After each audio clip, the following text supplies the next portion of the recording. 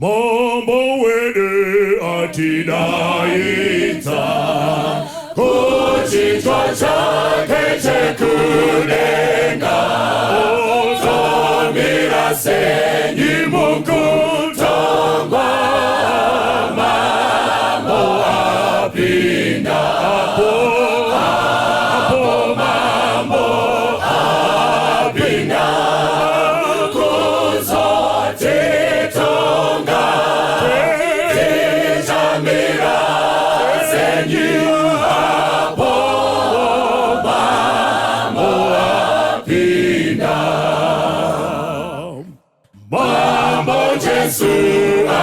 Chirema Wakangepa Hazoizwa Bizwa Ebiria Keticha Buona Mambo Apinda Mambo Apinda Kuzoti Tonga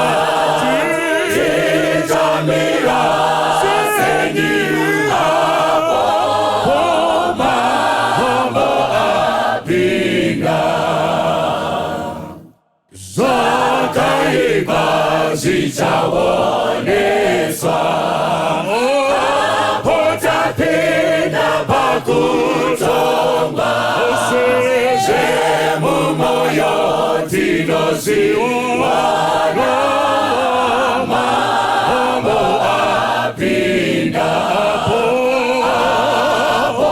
Mambo apinda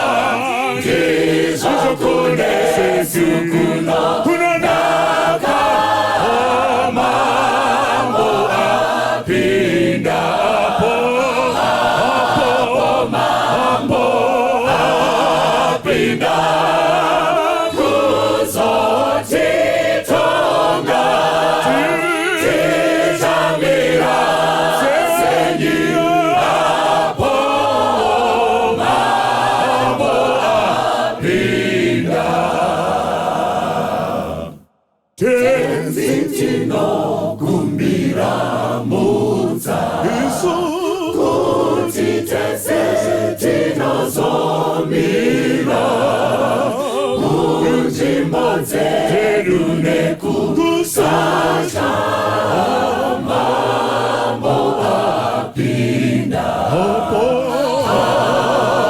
mambo apinda kuzoti tonga tijamira senyi apo mambo apinda.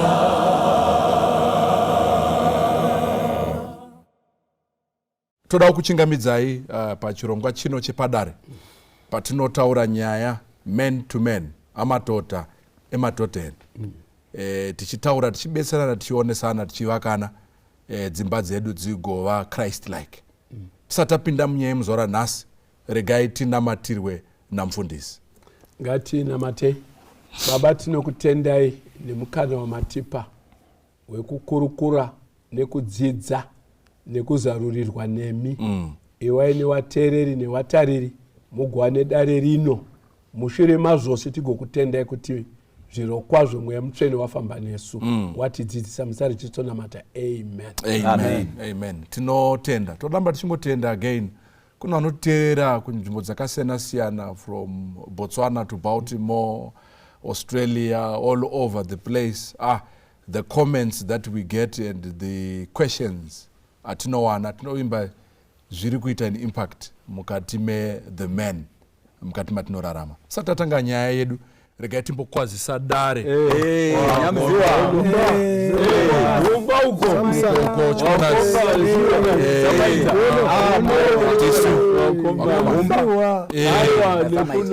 nekuno haingatangi kana tisina kutaura musoro wenyaya. Asi musoro wenyaya usati wabuda nekuti hazvina kumira mushe. Regai vambokukwazisai mumwe nemumwe pachake. Atambire pana Umba. Ini ndinonzi Charles Makombe, mubarwe Nyanguru tendera wano. Chirima nemuromo mapadza tikapawaranda. Ndinokukwazisai pasabata rino rakanaka rakakomborerwa. Nenyaya dzatiri kupura pano, dai Mwari kukomborerei. Paunofanirwa kushanduka nekuda kweprogramu iyi, shanduka murandarume, murandakadzi. Mwari akukomborerei. Amen. Amen. Tinotenda ndetwa Charles Chidzanja Chikonasi. I'm a man of short words. Ndofara kuwa Padare. Yes. Aiwa, ini ndini ndega mufundisi Padare panapa. Ndetwa mufundisi Ngwaru, retired pastor Ngwaru, but I am not yet tired. Ndiri weshumba Nyamuziwa bonga. Mwari akukomborerwa weshumba wese kwa muruku. Komborerwa nemiwo wanhu wese. Nemiwo komborerwa zvakare. Thank you so much. ndoda kukukwazisai. Ndinoitwa NSG Mupunga. Ndinofara kuva pachirongwa chino. Ndiri Gono. Ndinobva kumasvingo. Uye ndinofara pachirongwa chino nechikonzero chekuti tinorodzana, simbi dzinorodzana. Saka nyaya dzatinenge tichitsenga panapa handi nyaya diki kwete, inyaya hombe. Ende toramba tichikurudzira imi vateereri nemaoni vechirongwa ichi kuti murambe muchitipa pfungwa dzamunofunga kuti nyaya dzamunofunga kuti togona kutsenga tiri pamwe chete nepfungwa dzenyuwo zvinotibatsira kuti chirongwa chirambe chienderera mberi. Mwari vakuitirei zvakanaka nesabata rakanaka zvakadai. Amen. Tinotenda. Ndinoitwa The Gospel Mudonhi. Tichipindira paMandara Church tiswa na Samaita tichibva kwaRusape. Tinoimba muri kukomborerwa zvakanyanyisa.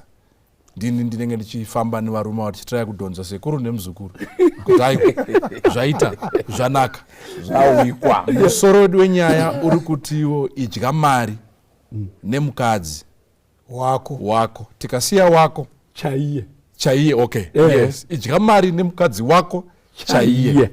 Ndiyo nyaya iripo muzora nhasi. Tisati taitanga kuitsenga-tsenga, regai waChikonasi wativerengere vhesi redu. Alright, verse redu kuna Proverbs 31 verse 3. Inoti here, don't spend all your energy on sex and all your money on women. They have destroyed kings. Yeah. Ndinonzi yakakora ma1. Ma1000. Regai ndimbotangira nhasi kuna Gono. Don't spend much energy on sex. Kana tiri kutaura nyaya yekuti usafare kana kuti usava paverengwa panzipo, usaita bonde nemadzimai. Kana patoita madzimai paita nyaya nekuti madzimai haazako. Chechipiri choti iyo zvakatoparadza madzimambo. Warning iyoyo, danger sign yekuti watch out, this is poisonous. Nyaya iri papa ndeyekudai kana zviri kunzi usapambadza simba rako mumadzimai, ndofunga zviri kungoenda pachena kuti munyori panapa achinyora Proverbs ari kuisa pachena kuti haasi madzimai ako. Kutaura kuti kufara kuyoku kusina mwero, kusina size, kusina pakunogavhenwa, kuri kukondemwa. Chechipiri yobva yati iyo pedza nguva yemafaro nemudzimai wako chaiye. Ndofunga ndo pane nyaya apo, nokuti ukainvesta mumudzimai wako chaiye ndo panotangira mufaro mukati memhuri. Mufaro chaiwo unogara nekusingaperi. Chichi waya zvakanaka. Chichi chinozomboita kuti varume ava vaitwe excited to spend outside. Because it cannot just come from the blues. Kuti maita mari mimi, maipunga magara minawo. But makunge makuona nge zviri nani kumbobuda. Yeah, because for, maybe chinenge chamboitika kuti umbobude tingopatsinga tipafambe fast. Yeah, rege ndiwe pana mufundisi. Regai chidai samaita. Yeah. Nachikonas ati budirane pachena. Mari ineta kuti zvinhu zviendeke. Amusati mamboonere munhu aita kamari mobva maona mpishi yemota ndizvozvo yaanotenga. Are you getting the point? Zimba raanowaka nemhaka kuti adini aita mari. Asi kana ndakateerera kubva kune muparidzi awerengwa uyu, it's like kune vanhurume pinnacle yekuti mari yakutapira, mari yanaka, zvinenge bonde rakabiwa nemari zvinenge zvinodyidzana too much. Kuti pangoita kamari munhu akuda kutsvaga wasikana, akuda kutsvaga mamwe madzimai in order to experience the joy that can come from money. Ndo dambudziko ratina rokuti mari, I think problem haizi mumari. Problem iri pekuti ndanazo saka I can now do anything. So naturally humanity is hunting for pleasure. Saka mari inokwanisa kuti zvichiitika manje kuti utsvage mafara akadaro. So instead yekuti ini namai maimupunga newampunga wachinakidzwa nemari iyoyo, chitema chinoti hazvinyanyonakidze zvakajairika izvi, buda undofara kunze. So money tends to send us outside. Yes. Nachiringa somewhere pachinzi, if you have money, you can have all the sex, you can have the power. Exactly. So there are three things. Yeah. Money, sex, power. Murume akawana izvi akuti zvangu zvaita. Ndimbopindawo hangu kwazwai wateereri wangu. Tinotenda ndekuti muri kuteerera nyaya yetu kutaura manzi ma1 nyaya iyoyi. Now vanhu vese vanoita mari, money has power. Money rules the world. Money inoita zvese, asi shoko rataura pachena. Usapambadze nguva yako musex. Hence usadye mari nemadzimai. Hazvisanzi usadye mari nemudzimai wako. Nemadzimai. So what are we saying kubva mukati meshoko raMwari? Right. Tiri kuti kana waita mari, Mwari akukomborera. Zvauda kuita nemadzimai zvaizvi, siyana nazvo. Chizviita nemudzimai wako. Imbomutorawo a surprise visit. Wamwe wenyu muda kuenda kumahotels aya, ko usina kumboenda nemudzimai wako, but uda kugara uriko kumahotera ikokoko. Nevanhu vasina wari kungokudyira mari, wasingakupe tuso at the end of it all. Ini ndiri kuti mari kana wabvumirwa naMwari. Inini ndakamboita. Ndakaenda nemudzimai wangu kwese kwandaifungira. Hapana kwatisingazivi in the world except Australia ndikuendesa ndaenda. Why? Mari inonaka. Ndakamboenda namai wangu tichienda kuAmerica. Tiri mudenga muLufthansa zvikanzi nai mwanangu, iyo mari haidyirwi here pasi, ndikati magara muchidya, asi ezvo makumboidyira muri mudenga. Unzwanaka? Kunaka kwemari. Uine mudzimai wako, uine mbuya wako, uine baba wako, inonaka mari kana uchidya nemuti wakadaro. Rega timukugama ndimbotiwedzereka testimony. Mbichana wadiwa wateereri nemi watariri. Ndofunga muri kunyatsondiona kana kundinzwa. Ndatini ndinonzi Pastor Michael Rugube Ngwaru. Handizi businessman, ndiri mufundisi. Endai mundobvunza mai Rachi, mudzimai wangu Elizabeth, kuti muZimbabwe munomu kune here hotera yatisatarara. Endai mundobvunza kuti kune hotera here yatisatarara. Mobva ikoko moenda kuBotswana kwatakambosenza uko, moenda kuSwaziland, paSouth Africa takazoita hedu short. Chimbobvunzai, ndoda kukutaurirai You don't need lots of money to be happy with your wife. Amen. You need an attitude. Hey. It has to be a philosophy.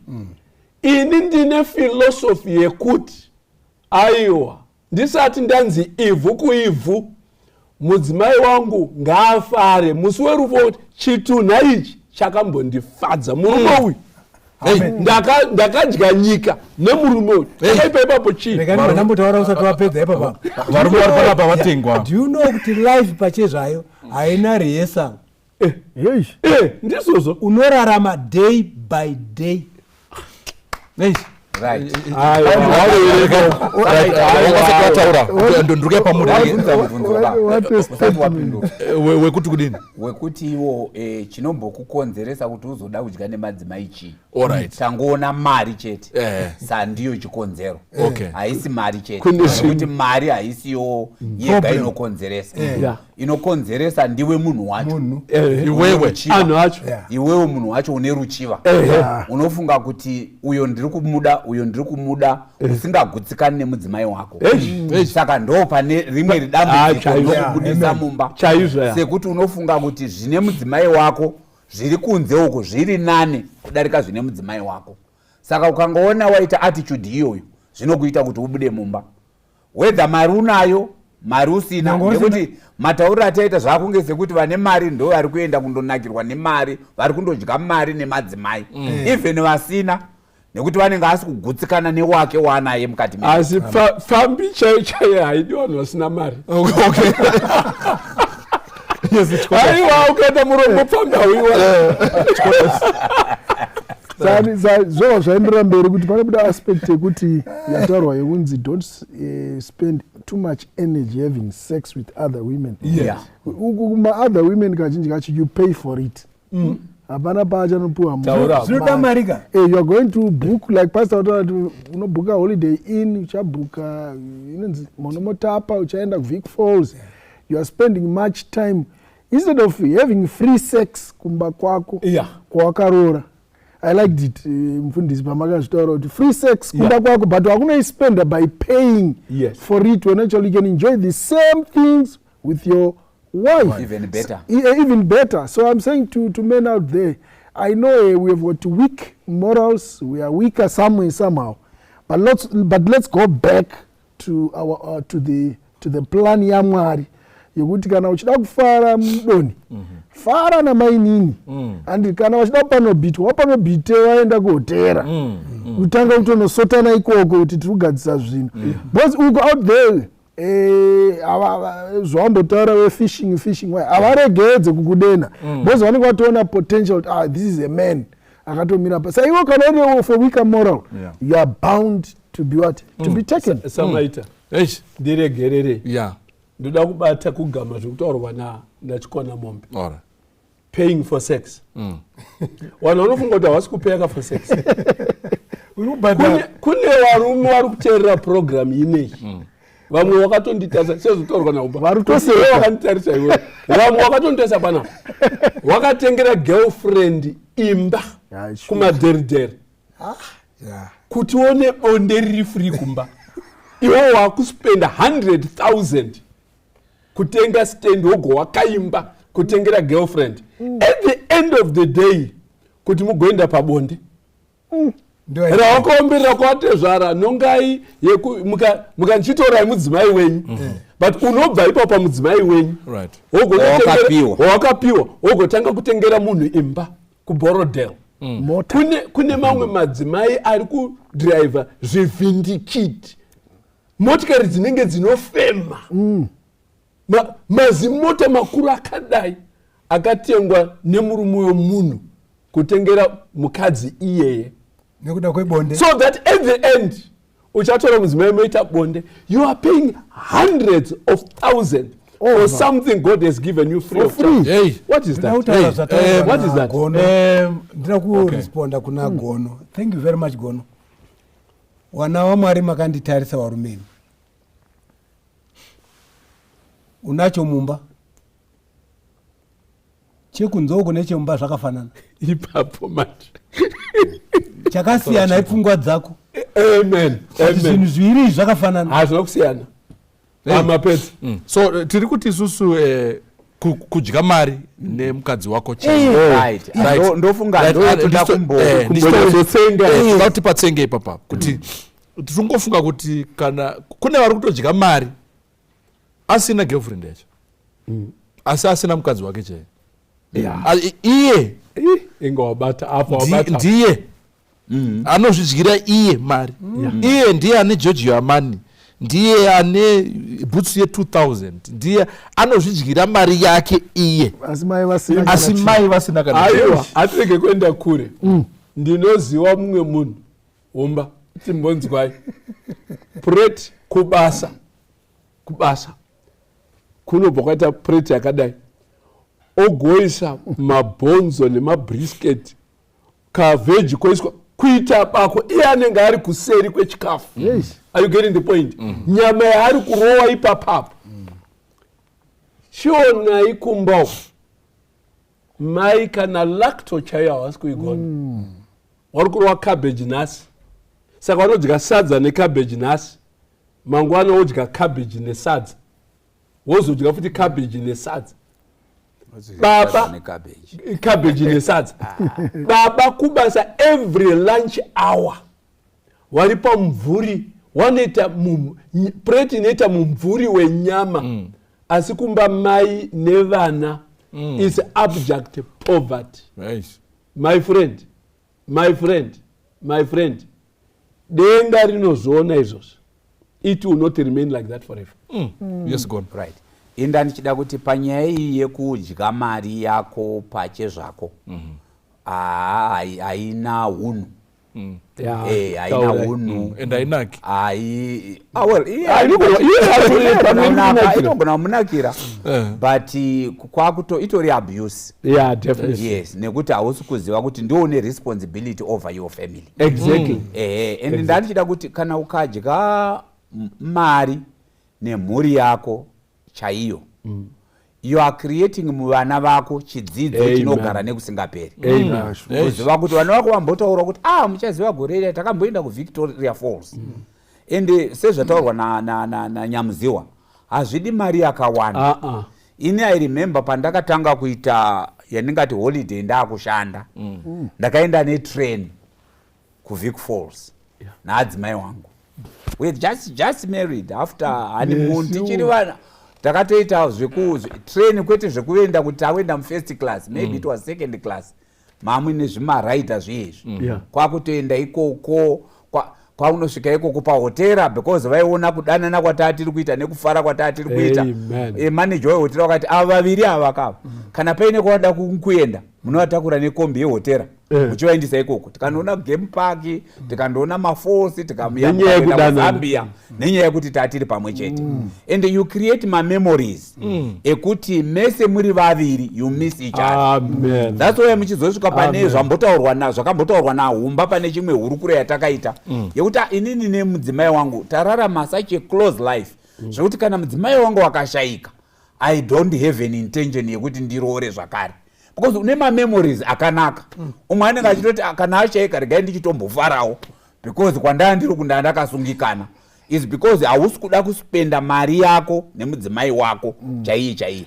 Ndakamboita kamuka experience one time taita 3 macouples takaenda pakamuzinda maholiday haadi kunyanya hatisi kutaura zvekuenda kumhiri kunoendwa nyika dzese munogona kuenda ndege muchikwira zvese izvo zveexperience yemunogona kunge munayo but even kutangira pazvidiki izvozvo you can have a perfect holiday and enjoy it.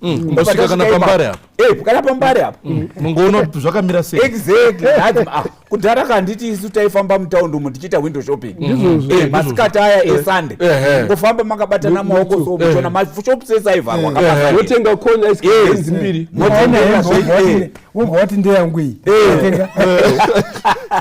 so ndachida kutaura hangu experience iyo yepamuzinda ndobva ndataura ndosangana neimwe couple murume wacho akati naimi makazvironga sei munozivana tiri kuona kuti munozivana vanhu imimi takati tirikuzivana zvikanzi vamuna vava madzimai ava ndivanani takati vadzimai vedu vadzimai chaiyo vamakatonorora he looked shocked Sikanzi inini andisandambozviona kuti unotoendawo muhotera nemudzimai wako chaiye.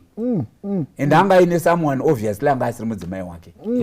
So nanhasi zvinondibata pfungwa dzangu kuti how can you? Pane element yandira kubata yamabata. Yes. But I'll go opposite. Kuti tinoda kuspenda taenda pa positive mind kuti let's spend money with our wives. Imimo madzimai acho makanditeerera. Haikona kuresista vana baba kana vachida kuspenda mari nemhuri. Ndo zvinoita kuti tigumire tabuda out. Tonospenda mari dzine vanhu vasisiri necessary. Because kumababa wacho ukada kuti uite chakaitonzi hatina mari. Ukadada hatina mari. Saka zvinozoita varume manje vakaona kuti vangori mode ungonzi hapana mari. Musi wanowana mari outside the normal yamunoziva. Ndo anoenda kwamereki, oenda kupi, wonospenda nemamwe madzimai manje. Nekuti mikumbako munongoresista. Handei holiday. Kwana mbuya wako akambotumira iri magrocery. Handei kwakati uzvo hauna kuzomubvira waita. Saka varume they will get into a mode yekuti haadi kuti tifare. Saka nditsvage rufaro manje Samaita. I will just spend money with other women now out there because wekumba anoresista. Yauya neimwe engo. Ndandichida kuenda pana chikonasi. Ndichiti inini yambiro yenyu kuna ana mai yakanaka. But mimi munozivana nemunhu wenyu. Handiti ka. Maziva kuti ende vadzimai kazhinji kacho vanotarisa zviri kumberi. Vane budget. Varume tinoita hedu but it's not like that. Tikafamba nemudzimai anenge achitoda kuti tibve tiine kambowa, tine tuchingwa twedu, tine tumabanana twedu, tine tumaputi twedu, so that tisandowesta mari mazvona.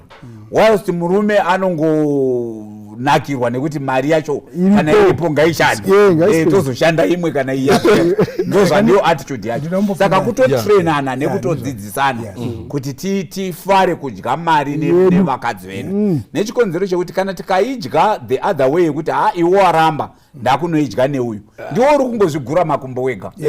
Achagara muwheelchair ndiwe ndiwo chatadza kufamba because uri kuzvisikira moto muziso kuvana nekumudzimai nekune iwe wacho. Asati taura maeffects kuti kune zvirwere wane attachment auchaitoinjwe kumba kuyoku because waakunakidzwa kwawo kuye saka watorasikira ngandopinda panapa mira ngandopinda panapa. Alright. Now ndutaura kuvateereri wakateerera.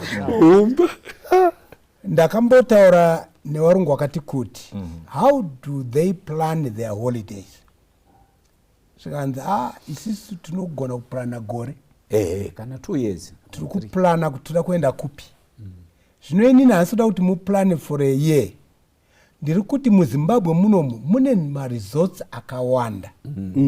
Muno muZimbabwe munomu hamusati mambo exhausta. Wamwenye hamusati mamboenda kuKariba, wamwenye hamusati mamboenda panyanga chaipa hapadi ndege so what am I saying? Ndiri kuti inini kudya mari nemudzimai wako ndio subject yatinayo. Mutoro moenda panyanga apa muri 2. Kana matadza kuenda panyanga imbobudai mubedroom menyu moenda motsvaga hotera iri padhuze muno muHarare muno iri padhuze kana kumaperiphery kuHarare mombondorara muri 2 outside your normal bedroom and how enjoyable it will become. Even kungobvawo pamba penyu kuenda patakshop chai. Yes. Muri 2. It makes a lot of difference. But dambudziko ratinaro nderekuti madzimai are longing to be with us but we are not available. Ndoda kuya papfungwa yangaisarwa nachikonazi tibotabatanidza ndoziva kuti mufundisi muvhu mapinda angauya neengo imwe iyoyo itoriwo very realistic kuti wai varume vasingazoendi nemadzimai avo chaiwo anga ambobata kungoti because pane vakadzi vamwe vacho vari kuzviramba vari kufunga kuti tikabva ikoko fees yaina ubhadharo tabva kuHonolulu todzoka mwana enda kuchikoro odzingwa fees isu tine mapicture akazara kudai hatina kubhadhara fees pa iCloud. Yes, so now tine challenge Ndangachifunga imwe reason inogona kuva iwe chikonazi ameno kana ichiita kuti because vava vechikura kuti maenda out mudzimai otanga kuti it's a place of fun. Muri kufara. Pfungwa we are happy. Saka muri kokoko iobva atanga kutotaura kuti anoziva zvatiri kutotenga apa izvezvi, so ingadai tatotenga mabhuku evana nekubhadhara fees. Tiri kuHonolulu. Uyo paanoenda nauyo haana zvokuti fees. Asambeni ngaidyiwe ipere todzoka. You know, so that kind of thing, maybe kunzvimbo dzatinoenda idzi, let's just also try to be there. Yeah, it's true. Disengage. But takarongeka. At the same time. That is very important. Yes, Mfundisi. Yeah, regai nditizo wadiwa wadare nemi watereri watariri muri kukoko. Pane rimwe wara rechirungu rakanaka chaizvo rinonzi ritual. Ritual. Ndikangona matara rechirungu ndoziva mauda kuti chisidzira. It's okay. Yeah. Ma rituals ka muchishona uri kuumba tutsika. Yeah. Kunova tradition inozorarama nekusingaperi. Like kucheche tine ma rituals like Lord's Supper. It's a ritual. Baptism is a ritual. Saka family inoda kuumba ma rituals akawanda ari around fun and joy. Aunoti happiness rituals. Like for instance, regendi kupei my examples. Yeah. Inini ne mudzimai wangu ne mhuri yangu tine Saturday night ritual. Yonoti Saturday night zvakarongeka munhu wese anokozwa kuti hatisi kudyira pamba. Tiri tondodyira out. Everybody spend the whole week looking forward to Saturday night. And I'm so happy kuti muroora wangu ne mwana wangu wari ku Pretoria uko wakabva watanga Saturday night kwavari it's a pizza night. They simply drive out wouya nemabox kuti uyu rake madrink ake uyu rake tichigara tiri muPretoria, you look forward to Saturday night, to pizza night. Are you getting me? Saka zvinoda kuti muri yega ifunge kuti ma rituals atinga create and happy zvinogona kuva wedding anniversary. Can be a ritual. Birthday ya aninani ari kuya tsvagai nzira yekudya mari muma rituals amuri kucreata mbameni. Yes. Hey. Yakadzika inonetsa kupokana nayo. Kana zvichinge zvadaro gonoka kana nesu ungatitombodzidza ipapo kana tenge tisikazviti ndizvozvo namunzana yatondibata papfungwa dzangu handitika batikawo iwe. Thank you. Right, vateereri ndofunga nyaya irapa ndeyekuti kaculture ikakako kamuri kutaura nezvako mufundisi kanofanirwa kuitwa mukati memhuri nguva yese. Mataura maoccasions akawanda, find reasons. Kwete kuramba uchiwanda zvikonzero zvekuti usafare usadya mari usaenda tsvaka zvikonzero zvekuenda zvekundonakirwa zvekuenjoya. Look for excuses to enjoy yourselves, to spoil yourselves. Ndo zvinoita kuti kana even muri mukati memba vana they enjoy being in that family. Mai baba mese you enjoy being in that family. Saka zvakanaka izvo zvokuti izive kuti you only live once and life haina rehearsal yekuti regai timboita izvi zvino tozodzoka tonyatsoita chaizvo uri kutofamba negejo. Yes. Zvinoboa regai ndizvise pachena zvinoboa. And I'm sure this is going to shock a lot of people. Did you know that rich people may be among the most bored people on earth? Kuti wawaka zimba rako rakadai, watengera mhuri yako zimota rakadai, waita zifamu rakadai, zvobva zvaguma zvakadaro. Zvobva zvaguma zvakadaro. Pakashaya to pizza, pakashaya to chips, pakashaya to going out and whatever. All that flamboyance does not mean anything. Zvinenge zvinopa fulfillment when you're still working for it. But kana wanazo soka tendency ndeyekuti you still want to get out of there and say, is there any other life outside Zimbaranda wakira mhuri? Go out and enjoy yourself. Right. Ndoda kumbotaurawo Samaita. Just pataurwa napastor. Ndoda kuti nditaure ndichiti inini. Holiday kana kuti kudya mari. Vamwe vangati muri kudaro nekuti munayo nekuti yakawanda nekuti mune zimba mune zimotikari. Even mukatadza kubuda kuenda out. Ivaine madays emunoita special meal for everyone. Muri mukati member so that kuda kukavha munhu wese. So that usati because ndane mari yakati toziva kuti kwamunodya ikoko whether muri kumusha kuruzevha kupi kwacho. Kana muchiziva kuti mhuri yenyu inofarira huku. Why do it? Dzipfuyeka dziwande. Moziva kuti every Sunday evening huku inotorara todya tishandise aweka muchimbomire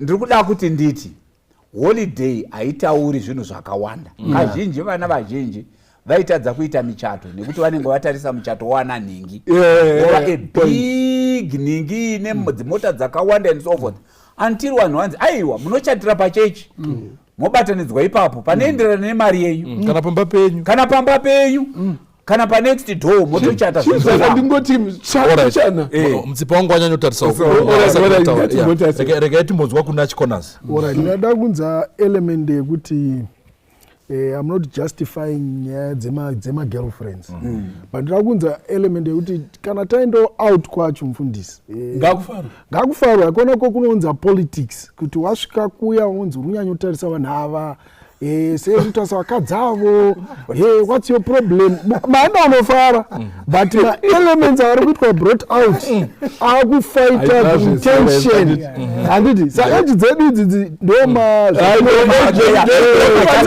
iripatait kuti waenda kutonoita fishing but paita imwe challenge munobvura maburana ikoko saka ndopanozotange pakujustify kuona kuti I would rather have fun with other people outside the family. Those are roommates chineti kanje kuti ukabowa first kechitumaenda futi unokumbira kuti amai kwangu waonekwa noti netsei ngatimbowasiya vatimbotsvage vamwe vanoda kungonofara ndopanotanga issue pastor yemagirlfriend totaura reality in men saka tinoencourage kuti madzimai kataenda uko handiti let's have mind dziri relaxed and allow a person to enjoy in his context. Hapana murume pastor or elder anoenda kuvik 4 zvoshuwa kuda unoona umwe mudzimai chiwako chake chiri ikoko maziso anongopfuura nezviri kuitika pamberi pako handiti but iwe mudzimai chinenge kungotarisa kuti baba wakatasani baba tauya kuzofara chale nyatsotaura chale hausi kubuda pachena uri kuita violence buda pachena mubudirei pachena inzwa yanamai ndinoda kubatsira chikona moda aabude eji yake ngaabude pachena kana iwe mudzimai wachale kana maenda kuVictoria Falls chale achida kukubata bendeketi rapo kuVictoria Falls kana achida kukudhonza munhu pakazara 1 kana achida kukubata musoro pakazara 1 are you getting the point haikona kuita ma restrictions iwaya ndatoto uri mwatsvage mataura fambi dzinenge dzakangozvisununguka iwe una kusununguka namai sanction ndokuita kuti nyika yeZimbabwe iripo masanctions violence masanctions akawandisa wozochamusika pastor zvamuta wozochamusati varume vazhinji vanogumbira magirlfriend ndaanotoziva nzvimbo dzakawanda manomba havatozivi Vic Falls havatozivi inonzi kunyanga nekuti because of that behavior girlfriend ndoitozova kuti ayo tisi tinoendeswa maholiday ndikatipotaura panapo dziripo dzimwe shasha dzaidhiraivha ya ndobva dzaona mumwe ndobva dzatarisa so zvikati ko muri kutariseko munoita accident. Now what are we saying? Look, nyaya tinayo iri serious wana waMwari. Torawo mudzimai wako umbondodya naye ita zvounogona asi zviri outside the norm. Outside the norm ndizvo vanhu zvinonzi kudija imboitawo zvisina kudini kujairika nemudzimai wako ende imi madzimai wazhinji wendinoziva hawadi kubatwa papublic ndozikutaura nachali hawadi kubata hand in hand handidi kazhinji warungu wese ukaona warungu wanenge wakabatana asi mubhoyi haadi kubatwa nemurume wake uda kuzobatwa nani pane nyaya ukaona mabhoyi akabatana pane relationship isina kunadaitaurwa nemuprofit now enzwai madzimai teererai very carefully tiri kuti isisu kana ndichida kukubata ruoko ngaruoko rwako ngaruwe padhuze ndirege kutambura kurutsvaga hatisi toda kuita bonde ba ndirege kurutsvaga unoziva kuti warungu kana vachifamba sohe anongopatika ruoko rwake rwapana bhozi wakajaira zvinoiwo tikati tikudaro haudi manje ipapo pane problem. Can you change that behavior? Mfundisi pazoita imwe fungo yanoda kuya imwe engo. Amaona here kuti vamwe varume the reason why tisiri kudzidza nyaya yekudya mari taaffectwa nespirituality over social life. Vamwe we are so spiritual but hatina social life. Are we not being affected also sevanhu vechurch? Because dzimwe nguva sevanhu vechurch isu tofunga kuti tatorova social tikati right nhasi sabata tomuka toenda kuchechi toti takaresta Sunday toswera takagara zvedu pamba takazorora zvozotoita kunge everything is just normal ka social aspect tinoona madzimai edu ndopaari kuti varume you guys you are boring. You suppose you ukaenda ku social Sunday yenyu yekuchechi iya ukanotamba bhora amo ukaenda golf zvavharana ufunga kuti everybody enjoy is enjoying life but spiritually but usati wapindura ngwaru utiisire pfungwa yekuti how can we then adopt pfungwa yekuti tiende nemadzimai edu kundofara nemari. Inini chandingaedze kutaura chiri very simple. Mawakirwo akaita munhu atinoti human domains. Kune mental, kune physical, kune emotional, kune social, kune spiritual, kune moral. All these domains. A human being kuti awe yatinotiyo balanced or equilibrium. Kutaura kuti each of those pockets are well serviced. Utsvene ngahuitike zvakakwana and social ngaitike panguva yayo and kana tapa mental development ngazviitike panguva yazvo zviya zvekufunga kuti spirituality equals the totality of humanity ndo zvinoita kuti vana wabhoekane nechechi zvoita kuti ana mai wabhoekane nechechi yekuti baba vanongofunga kuti spirituality zvinoreva kuti social haichaite ndosa muchatondera patakambotaura nyaya yemuchato kuti urida kuti muchato ungodefiniwa spiritually chete but hapana element yesocial ko vanhu vachatambori vachasununguka rii tichanwa mabhotoro rini tichaitawo bhabu jaivhiri tichifara mwana achata are you getting the point? So tiri kuti izvo eyo concept yekuti mari idyike ichiunza rufaro mumba. It's a philosophy of an understanding yekuti mwari akasika sei munhu. Imi while tiri kuenda kudenga mwari wakatipa pasi rine kuti enjoy. Enda kwahunyani hanzi kwahunyani aiti kudiko mukadota tiri kwahunyani manya I'm forgetting pandakaverenga ningi umba pandakaverenga this research I don't remember, it's quite a while ago vari kutiyo couples anenda kuchurch are less happier as compared kuma secular secular couples because couples are going to church what is too much spiritual restrictions. They're careful about this. Careful. My dress, my dick, my you know. Kuna mwe euda vaenda ku beach anzi elder ndobva vaneswa vari kuziva kuti akufata kunopinda da unopinda mvura chidai vanga vaine kabhegi vanhu vanoziva kuti vaneika saka hanzi vangoti garei vasvika kubeach fair ka elder vona vabudisa makotari kuti kotari rake anzi ngatimborovai kuti sande timborova kastadi tiri pabeach unoziva yori kutaura ngwaruka takaita yori kutaura iyoyi muboi ndiri muboi kaine takabva kurome ndobva taenda kugreece it was hot ndobva taenda kubeach vanhu vanokwanisa kupfeka ka isu toda kundoona kuti it was my first time kuendawo kubeach vanhu vari naked isu takapfeka manje kuti tikumure takanyara tangoti mumvura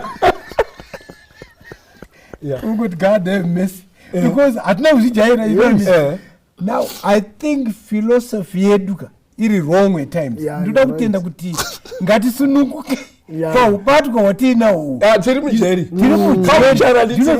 ende yeti awonawa hautarisi ndo iyeyo ungochitaura kuti unotarisa hauna unotarisa because hebron anenge ari naked izwabata kamboita panyanga alright ndakaenda panyanga nechechi yangu handicha kutaura kuti ndeipi macouples ndaenda nechechi yangu right taakupfekera kukwira gomo renyanga that's right saka inini namai rachi takatenga majini edu akafanana nematisheti edu akadini akafanana yopano eldauya mufundisi mati zvinoita here kuti shepherdess mukuru mai wesangano wapfeke jini tikati elda tiri kukwira gomo honai kumecha kwatakadini hakusi kukudadisa here kumecha kwatakata nemudzimai wangu I like it this way tichikwira gomo asi tiri kuitirawo madzimai edu isusu handiti we must take care of the week ndikati elda pane pamwe kuti let the week be week regai ina mudzimai wangu ka akapfeka jini rake tichikwira gomo zviri right mwari wekudenga sezvinei zvikanzi ngwari ndichakubetsera kuti elda wakunzwisisa taakukwira chinyi gomo riya ini namaira chitiri mashure nhengo dzedu dziriwe hepano mati anamai wai wakati because madresi ari kupimadresi ari kuita ndege ndikati kune mudzimai wangu look Lize, I would have loved kuti tikwire tese gomo ndini pastor wemadzimai eni maelder hazviite kuti ndikwire gomo ndichiona zvidya zvemadzimai ndiri mashoroma ndichidawo ndaakudzokera kukembi akanditi no please dzokerai it's shameful it's shameful but zvemakaendera zvacho hazvazobudira ini nemudzimai wangu mhepo yakauya we were okay avo vari kuti mukapfeka trousi mazoita seipanokwira gomo nesketi zvifamba sei ndakati kana elder ndimiwo saka pane nyaya yakapa yekuti toda kutodzidziswa kafariro kacho because gono mataura because ndo nyaya yacho iripoka toda kuti kana taenda ku Victoria Falls ndinoenda pafalls ndakabata kotali yangu nebhaibheri muhomwe hazvina kushata kufamba nebhaibheri rako but tiri kuti iyo nguva yekufara ngaive nguva yekufara iva nenguva yekumhanya nebhora nevana vako kana pari pangava payadi kumba kwako muchitamba be free, enjoy your Christianity. Kwete kuti ubve wava musungwa zvekuti you cannot enjoy it. So one lesson yandiri kudzidza apa ndeyekuti dzimwe dzenguva holiday hainakidzi nekuti tinongoramba tichitsvaga tunhu twekuti ma-restriction nema-sanctions hazvisi right. Let's go out there and enjoy.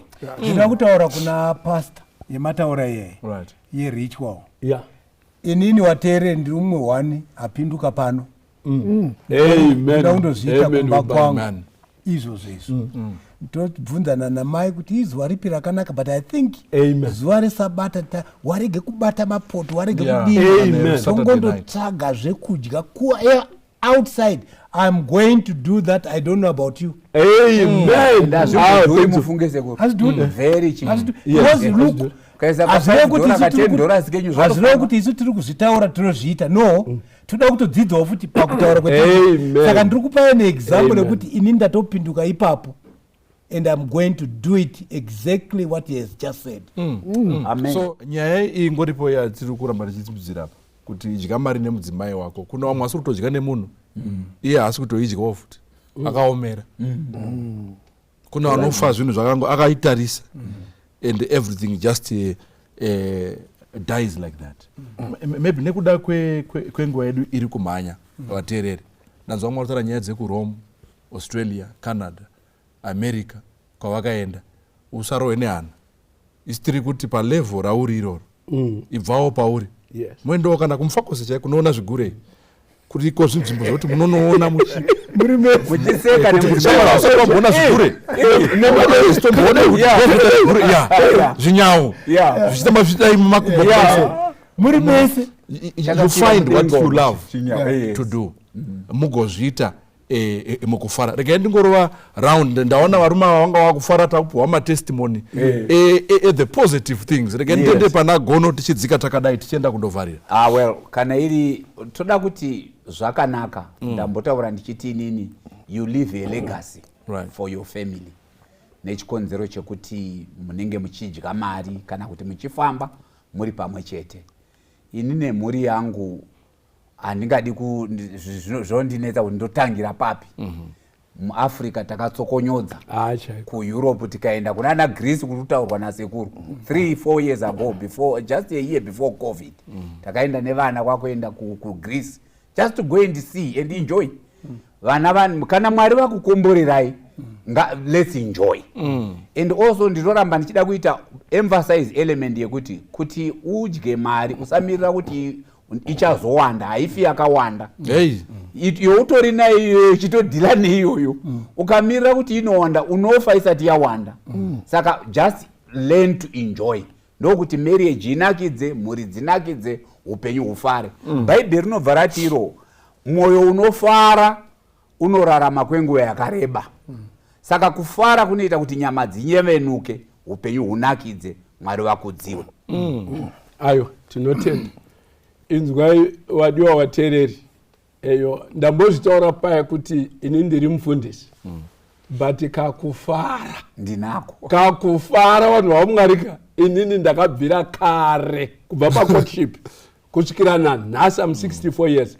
Kakufara ndinokada. Chimwe chinondisunda kudya mari nemudzimai wangu hechi kapfekero kake. Unyasoona pana pamai wandipfekera. And kana mudzimai akupfekera, the temptation you want to take her out. Because she's a butterfly of your life. Zvimwe zvekuti kuramba takasunga mazambia kuti zobuda tese futi zvinonetsa vanhu vaMwari. Saka ndiri kukumbira vanhukadzi, nzwisisai varume wenyu. Dress to kill your husband. Hakuna kupfekera kubasa chete. Dress for your husband. Let him look at you and say, wow, shamwari handekwe tinodya kunze. Itwa zvimwe zvinhu zvinopusha mhani kuti kunze kuendeke. Very good.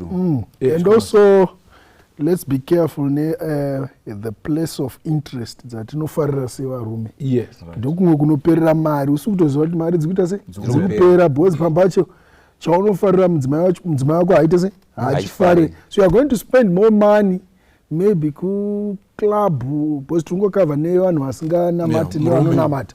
So be careful, your place of interest inoitwa kuti mumwe wako ange aripo here.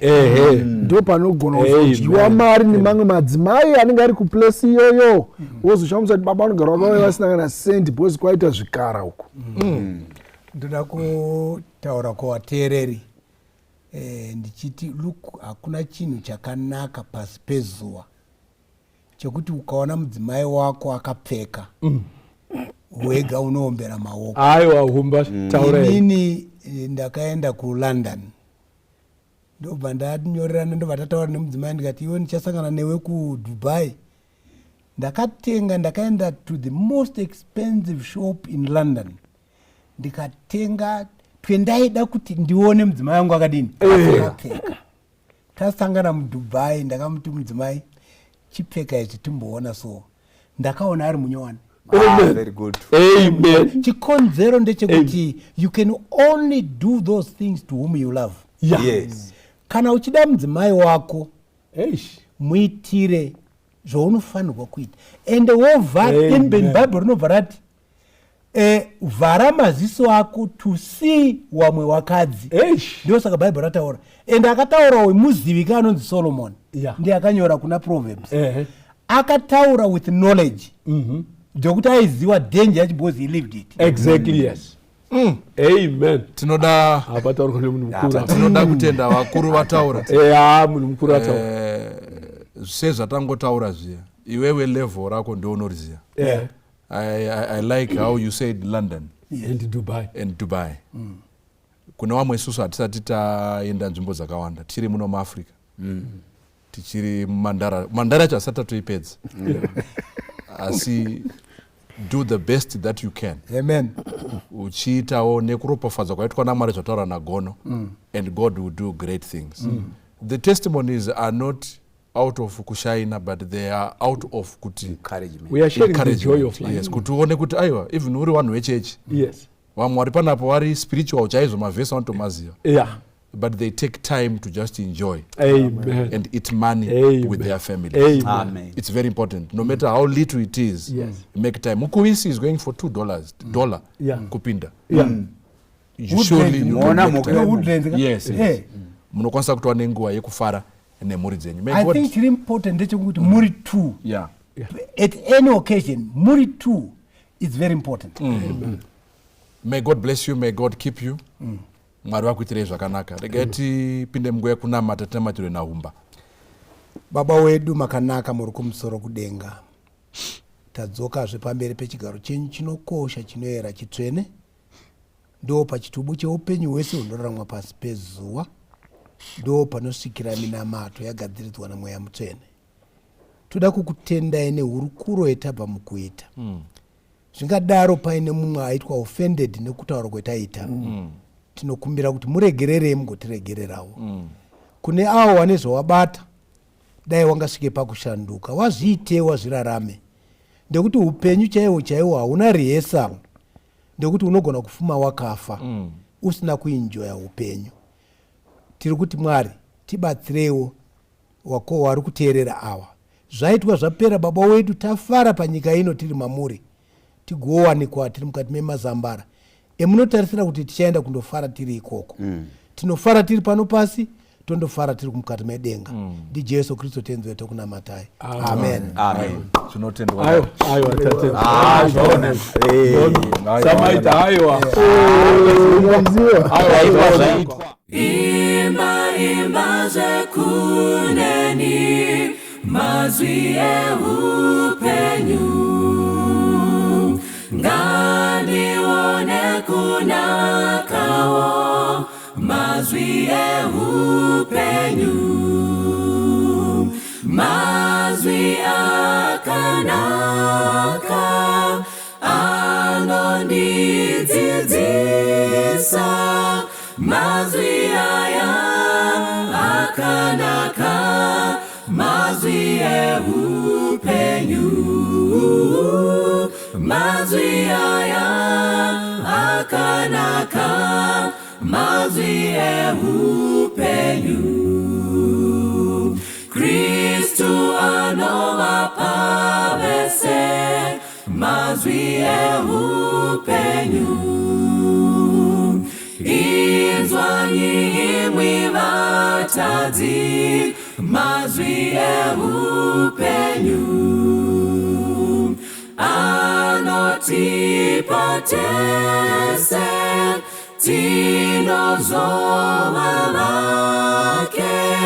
Mazwi aya akanaka mazwi eupenyu. Mazwi aya akanaka mazwi eupenyu. Raura zvevangeriro mazwi eupenyu. Vese vachasunungurwa Jesu muponesi, unotishenura, tipinde kumusha, mazwi aya akanaka, mazwi upenyu, mazwi